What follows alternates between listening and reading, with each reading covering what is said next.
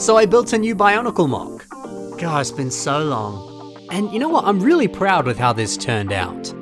I want to walk you through some of the process, as well as the inspiration behind this creation. And then I'm going to show you some breakdowns of how this is built. Let's take a closer look.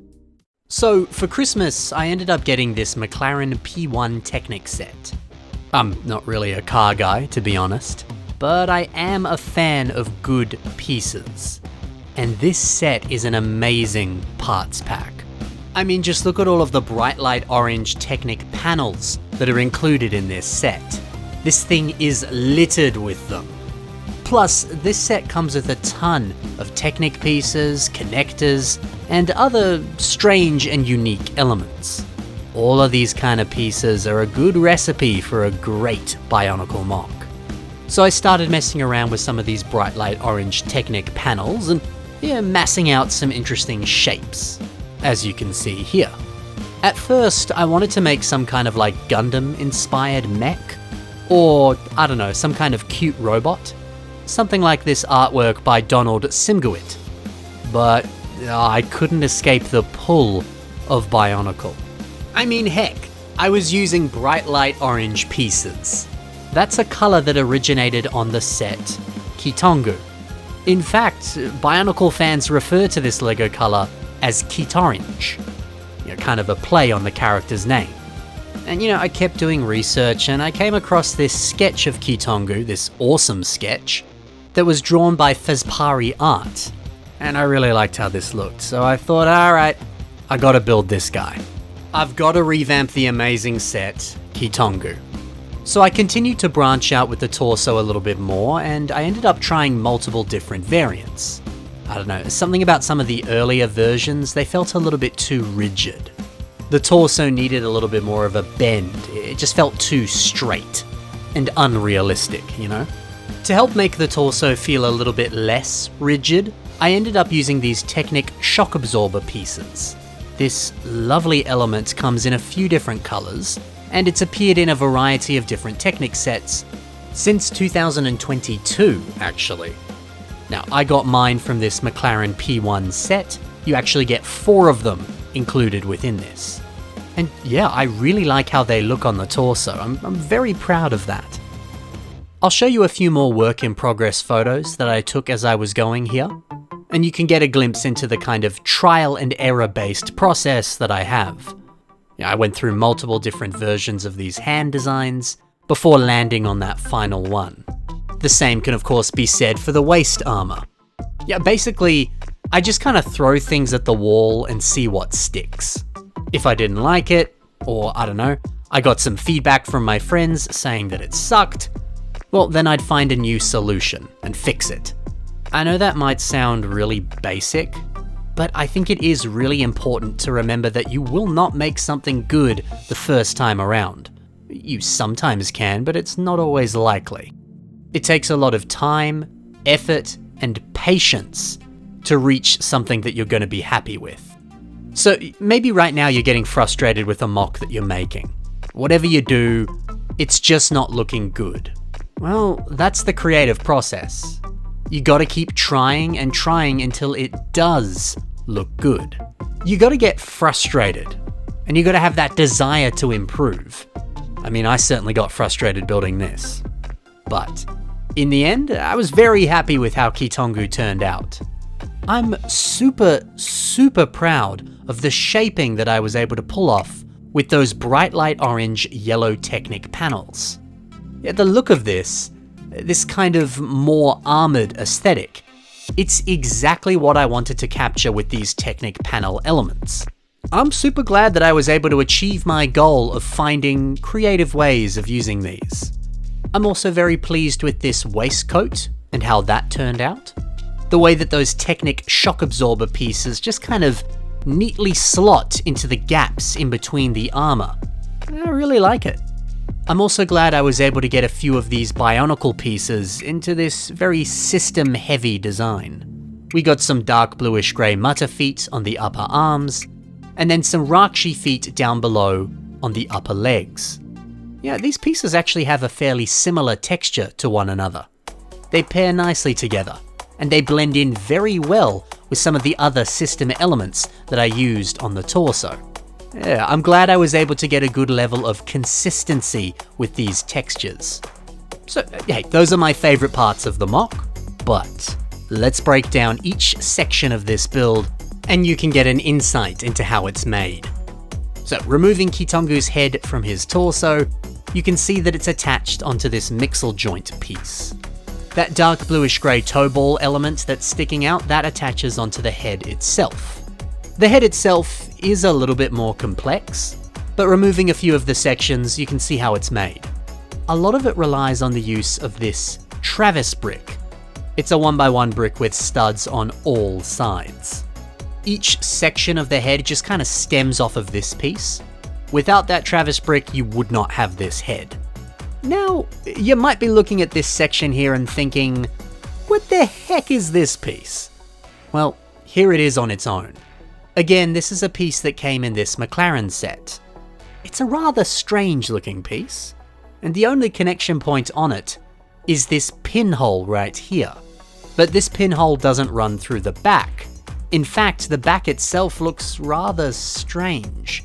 The instructions on the McLaren P1 set, they show us that this piece is kind of like a gearbox that provides some functionality to the set. You're supposed to place these gears into the back and link it up to a larger structure. It's kind of weird. But I don't know, the minute I saw this piece, I knew that I wanted to use it for Keetongu's face. But with the limited connection points, that wasn't going to be easy. But turns out I could use this old Lego wheel piece because it fits rather nicely into the back, just like so. From here, I was able to link this onto the rest of the head, and we were good to go, baby. Look, it's a little bit of a cheeky connection, but it works. Another nice technique that I rather enjoy is Keetongu's weapon. This kind of octagonal pillar. It's a rather simple technique that you often see castle builders using when they're building some type of pillar or tower.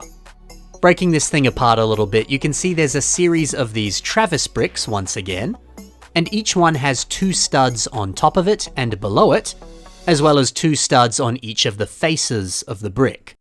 Then you just gotta angle each section, and it allows you to place these long sections of studs onto every surface. And that's all you gotta do. It's actually surprisingly sturdy and very strong. I really like it.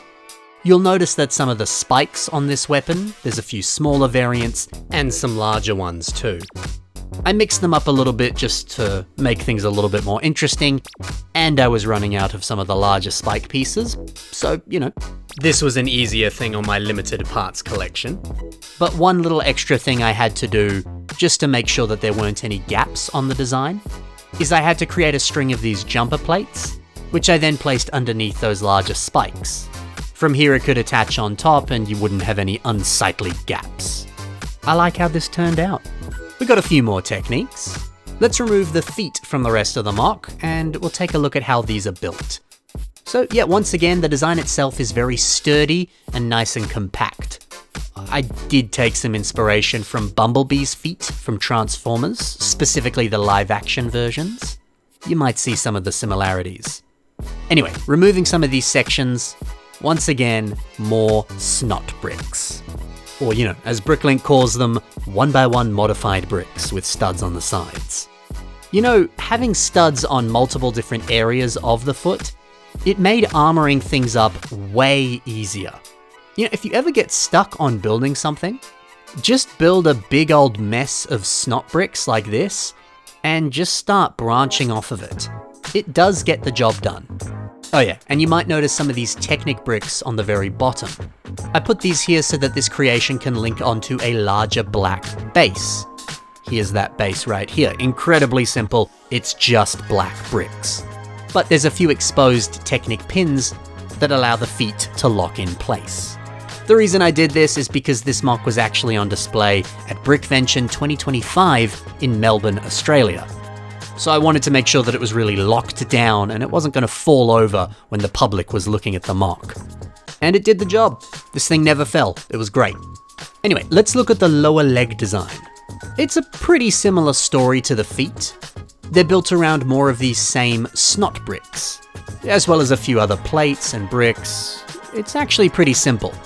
And then looking at the upper leg, it's pretty much the same. Although this section, it uses some brackets instead. It's a different piece, but they pretty much serve the same purpose.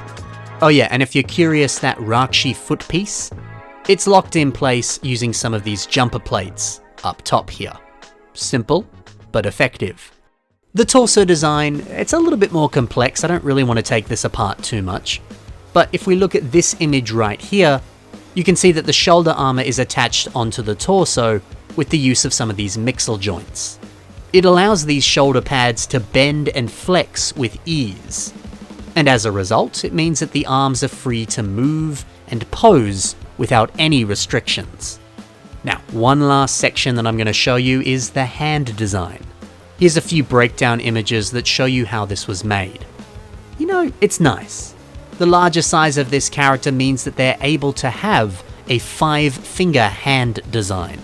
Most standard Toa-sized builds can only accommodate like 3 fingers, so it was nice to do something a little bit different. And these fingers, they are incredibly posable, which is always a bonus. So yeah, that's a breakdown of this MOC and how it was built, as well as a bit of a behind the scenes of the process and the inspiration behind it. Oh, it's so good to be making Bionicle MOCs again. Oh, and of course, here's a side-by-side with the original set and this creation. Now before we finish off, I want to emphasize how fun it is to build a Bionicle using tons of Technic pieces. Because think about it, Bionicle originated as a sub-theme of Technic. It's got Technic pieces in its blood. So there's no reason that you can't go out and buy a modern Technic set and use those pieces to make yourself a Bionicle MOC. Although, you know, if you do that, maybe it's worth grabbing a cheaper set than the McLaren P1 because it is very expensive.